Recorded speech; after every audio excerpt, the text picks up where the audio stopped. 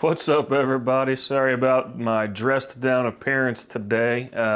Today was actually video editing day, and in the middle of getting a video out for you guys, the power went out. I know. There are lights because I do have a small backup generator. You want to see what's going on? These fellers over here are taking down 2 trees, and I don't know if you can see or not, but yeah, they caught the telephone pole.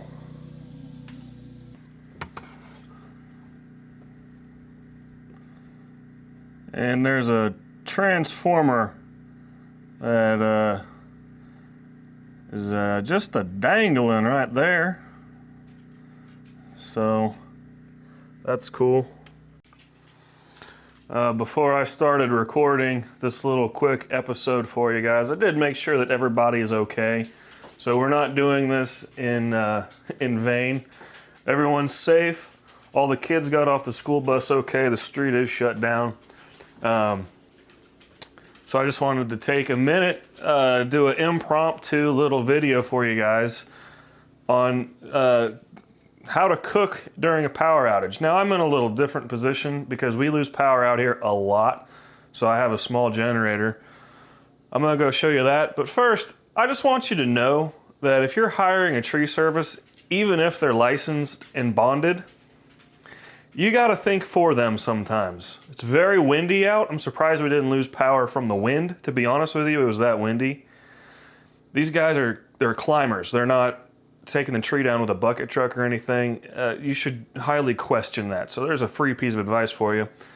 Let me throw on a coat real quick and let me show you my backup generator setting. I have no idea if you guys can hear me over this or not, but this is just a little 5,550 watt generator hooked up to a crossover switch. It's a pull start. Nothing really fancy. And then if we go inside to the garage, I have a crossover switch. So what this does is it's a 2-way switch. So up is generator. See if you can see it there. The middle is off and this is line. So what this does is for these 6 circuits, when this is in line, it is coming from the main box. And when it is in the generator position, it is coming from that pigtail I showed you. And this prevents the generator from backfeeding this to keep the people working on the street safe. That is very important. Never, ever, ever try to do backfeeding. That's not a good idea. So there's my little setup there for when we lose power. I highly recommend at least having the thought about how you're gonna cook at home, how you're going to feed yourself, how you're going to feed your family in the event of a power outage emergency. Not all power outages are necessarily an emergency. You know, it's 2024 now. Many of the times they're 10, 15 minutes. But what if it's extended periods of time? You know, you can't necessarily just go out to eat because the local restaurants might be facing the same issues. So in the event that we're still without power here around dinner time, I'm going to show you a few of the meals that I've kind of thought through on when this happens because I've gone through this a bit. So I'll see you guys here in a bit, because if I don't see you here in a bit, you won't have seen anything that I just recorded. All right, here we go. All right, well, power is still out, so they're going to be working on that for a little while. For the record, if you saw this being unplugged, no, I'm not trying to stage this. It's just that this just spins and spins and spins and spins looking for internet. I do not have any internet connection when the power is out. So anyway, this is a cooking show. I do want you all to be safe and have a plan for when there's a power outage. That's why we're doing this. So today, we're gonna make an easy egg scramble in the Instant Pot. So pretty much, I think, whoever owns Instant Pot, it might be Instant, I don't know. They might be their own company. I think they've sold us all an Instant Pot at this point in time. And it's got more functions on it than just pressure cooking. I think most of them is the sear function, or I'm sorry, saute function. And that is our ticket out of power outages. So, as you can see here, she not coming to life. That is not on my backup circuit. This is on my backup circuit. The fridge is on a backup circuit. So that will get us working pretty good here. Pretty much. See if I can get this going here. I'm not, I think as I mentioned before, did not plan for this to happen, obviously. So we're gonna get this set up here. And plugged in.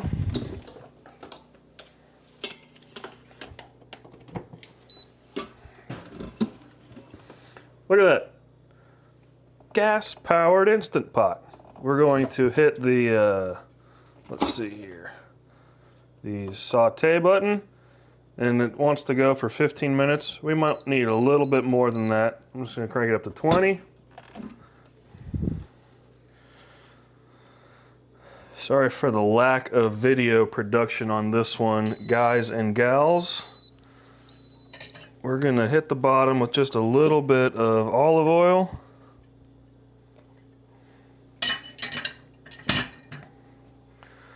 I'm gonna set this to the side. You know what that looks like. And we're gonna start out here. We're going to cut up some bacon. Bacon's gonna shrink quite a bit, so I'm just gonna go like that. Sure, why not?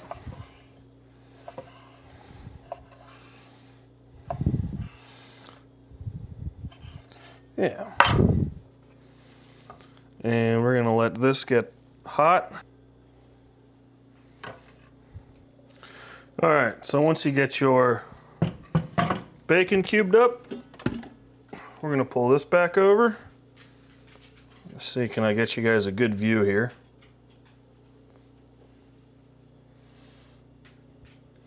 That's probably close enough to start.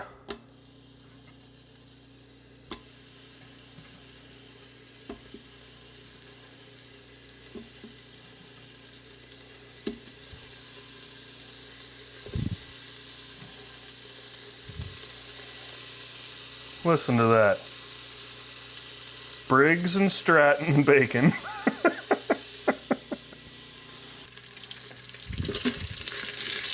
Alright, so once bacon's about done, you can see by this nice brown color that it's not too much more far off. This is just because of what we had in the fridge. So we're going to start out with the onions. We're going to let those soften up for a little bit. Go ahead and mix them around.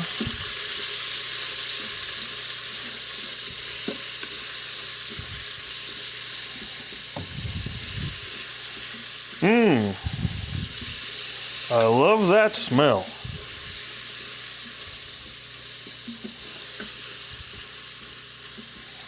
So I'm going to let that do its thing for a little bit. Alright, we're almost there. Bacon is not quite done yet, but it is still going to continue cooking. So let's go ahead and add some green peppers in. Add those to the mix.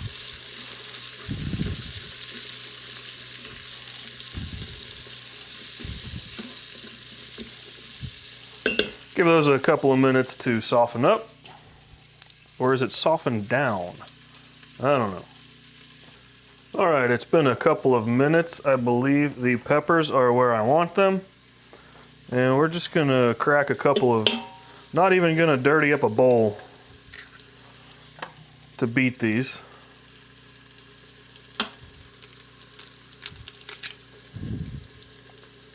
Try to not get any shells in there. I don't want to go diving in after them.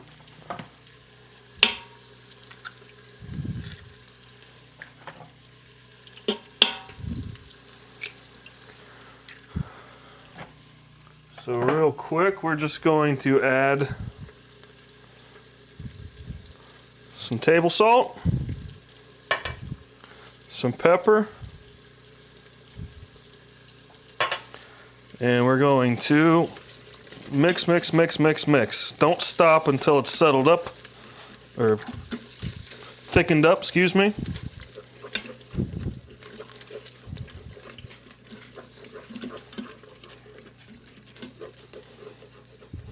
Just keep on going.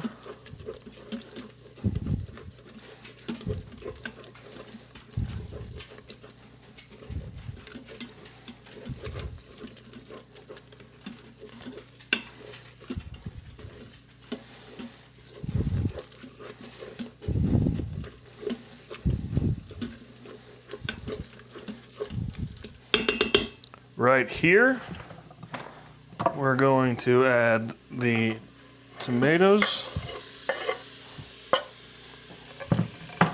for a little bit of color, and because they were in the fridge, it stretches our meal a little bit further.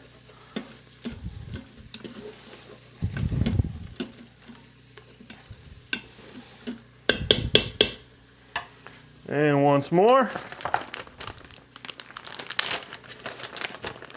a little bit of cheese. This is just what I had on hand. Stretch it out a little more.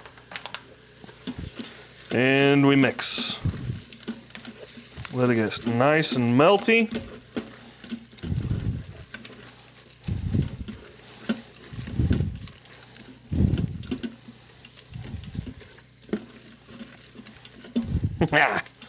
Wonderful. There's that. I'm going to go ahead and turn that off. Okay, well, that took a couple of minutes. Let's see how the power outage breakfast scramble is. Make sure that is turned off. See? Nice. It's cheesy. It's warm. Look at this. Impromptu, cooked by Briggs and Stratton and the Instant Pot. It's real good. This is great. It's an untraditional way of cooking. And, you know,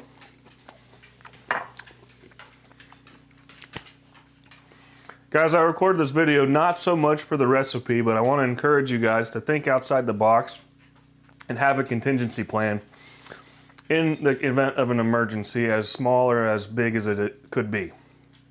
Everybody's safe. I gave you a few ideas. You don't need a generator that big to run an Instant Pot. An Instant Pot will run on a regular 15 amp house circuit. So no recipe today. This is to get you to think, to get you to be prepared. Let's start a conversation in the comments below. What's your contingency plans for when you don't have power? Guys, I want everyone to be safe. I thank you for hanging out with me today. And until next time, be well. Hopefully the power's back on by then. See you guys.